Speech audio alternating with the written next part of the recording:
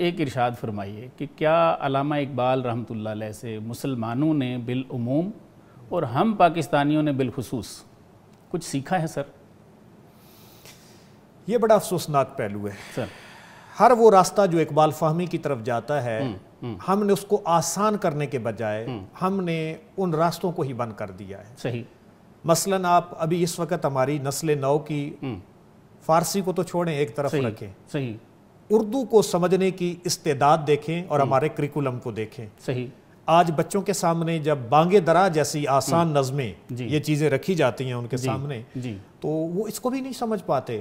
بالکل اور آج ایک اور جو اٹیک ہمارے اوپر ہو رہا ہے، کیا کیا جا رہا ہے کہ یہ رومن ورڈ کے اندر وہ اردو کو لکھ رہے ہیں، وہ کہتے ہیں ایسے تو ہم اردو لکھ سکتے ہیں۔ میں خود جب وہ بچوں نے کہا جب ملی نغمہ انہوں نے لکھنا تھا کہ پاپا ہمیں جو ہے نا وہ وطن WATN کر کے لکھ کر دیں، واو تانون کے ساتھ نہیں۔ صحیح ہے۔ تو اور یہ بڑی وائڈ سپریڈ ہے یہ چیز، اور یہ وہ راستہ ہے کہ ہم ان راستوں کو بند کر رہے ہیں جو بالآخر اقبال اور فہمی طرف ڈائریکٹ جانا چاہ رہا تھا کیونکہ ہمارے پاس ٹائم کم ہے۔ حضرت نے جو میسج دیا ہمیں وہ تھا یونیفیکیشن کا، اتحاد کا۔ کتنے کلام ہیں آپ اس پہ مجھ سے بہتر جانتے ہیں۔ بالکل۔ ایک ہو مسلم حرم کی پاسبانی کے لیے، نیل کے ساحل سے لے کے تا بہا کے کاشگر، فرد قائم ربط ملت سے ہے، تنہا کچھ نہیں، موج ہے دریا میں اور بیرون دریا کچھ نہیں۔ میں یہ کہنا چاہ رہا تھا کہ مسلمانوں نے بالعموم، عربوں کو دیکھ لیں، ساتھ فلسطین ہے، کیا سیکھا ہے ہم نے؟ کچھ بھی نہ، کچھ بھی نہیں سیکھا۔ اور اپنے وطن کو اگر ہم دیکھ لیں تو ہم نے کیا سیکھا ہے؟ کچھ بھی نہیں۔ اب آپ اپنے وطن کی بات کریں سر، تو یہ جو نظریہ ہمیں پاکستان کے لیے دیا گیا تھا کہ جہاں پہ where there is Muslim majority ان کو ملا کے کیا جائے، تو اس نظریے کو لے کر جب قیادت قائد اعظم محمد علی جناح نے کی، ہم نے ایک وطن حاصل کر لیا کہ اس میں اتنا پوٹینشیل تھا۔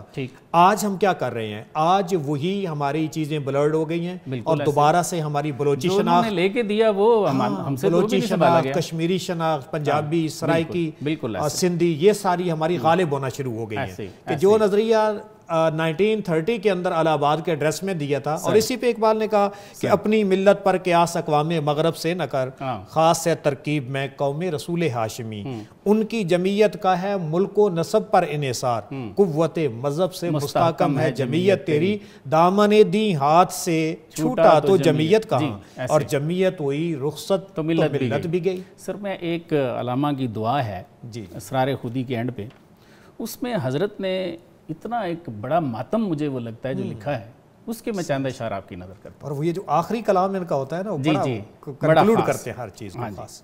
یعنی آپ فرما رہے ہیں کہ اس وقت بھی کوئی جاننے والا نہیں تھا، تو اب تو اور بھی برے حالات ہیں۔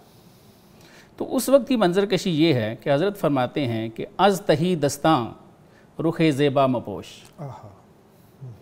اے مالک ہم تہی دست ہیں، ہم سے اپنا خوبصورت چہرہ نہ چھپا۔ اللہ عشق سلمان و بلال ارزاں فروش، سلمان اور بلال کا عشق اے اللہ ارزاں کر کے بیچیں ہم سے، ہم سب کو دیں اور ارزاں دیں، زیادہ دیں، سب کی ریچ میں ہو، سب کی ریچ میں ہو۔ چشم بے خواب و دل بے تاب دے، فرماتے ہیں کہ ناس ہونے والی آنکھ دے اور ایک بےتاب دل دے، باز مارا فطرت سیماب دے، اور ہمیں دوبارہ وہ اضطرابی دل جو ہے نا وہ عطا فرما، سیماب جیسی تڑپ، سیماب جیسا۔ یہ یہاں سے جو کلام ہے نا سر، یہ تو بندے کے نہ رلا دیتا ہے اور رونگٹے کھڑے کر دیتا ہے۔ آپ فرماتے ہیں ہر کسے از ظن خود شد یار من، ہر بندہ کہتا ہے کہ ہاں اقبال اچھا ہے، میں اسے پسند کرتا ہوں، لیکن آپ فرماتے ہیں کہ اپنے خیال کے مطابق میرا یار ہے۔ صحیح۔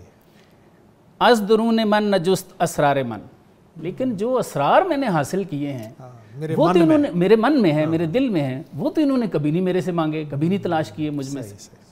آگے فرماتے ہیں در جہاں یا رب ندیم من کو جاست، اے اللہ اس جہان میں میرا دوست کہاں ہے، میں تو اکیلا ہوں، مجھے تو کوئی سمجھنے والا ہی نہیں۔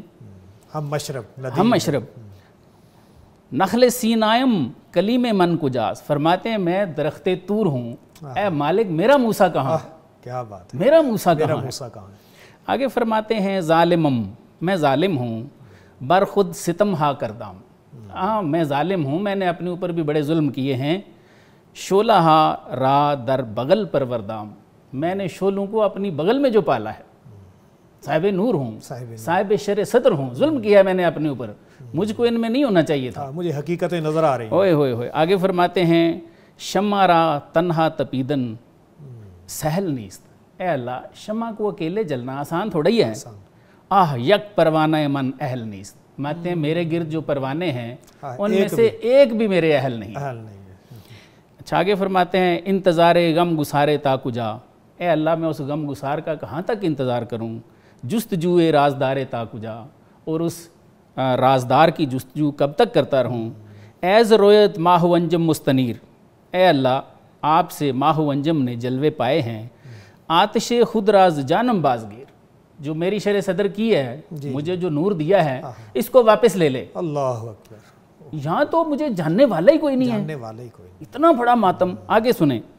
این امانت بازگیر از سینم. میرے سینے سے یہ نعمت واپس لے لے, اس نور کو واپس لے لے.